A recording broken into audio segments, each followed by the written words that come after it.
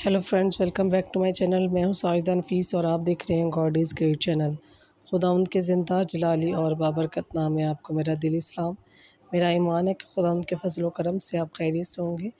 आज की वीडियो में हम सीखेंगे ज़बूर नंबर 2, मसीह की आलमगीर सल्तनत के हवाले से कलाम मुक़द्दस में क्या दर्स दिया गया है।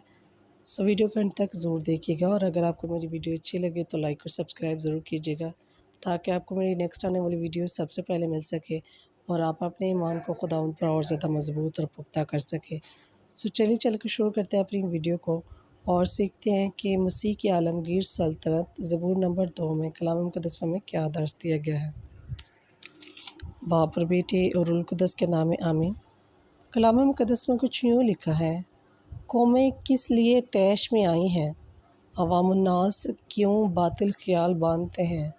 खुदावंद और उसके ममसूह के ख़िलाफ़ ज़मीन के बादशाह उठते हैं, फरमान रवा बाहम साजिश करते हैं। आओ हम उसके बंधन तोड़ डालें और उनके फंदे अपने ऊपर से फेंक दें। वो जो आसमान पर रहता है हंसता है, खुदावंद उनका मजाक उड़ाता है। तब अपने ग़ज़ब में उनसे कलाम करता और अपने कहर में उन्हें परेशान करता है। मैंने तो अपने कोहे मुक़द्दस सहून पर अपना ही बादशाह मुकर्रर किया है। मैं खुदावंद का फरमान ऐलान करूँगा। खुदावंद ने मुझसे कहा, तू मेरा बेटा है, आज ही तो मुझसे पैदा हुआ है। मुझसे मांग और मैं कौमों को तेरी मीरास में और ज़मीन की हदूद तेरी मलकियत में दे दूँगा।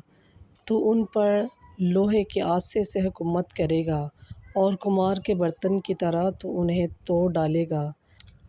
बस अब ए बादशाह हो समझ लो और ज़मीन के हुक्मरानों तरबियत हासिल करो।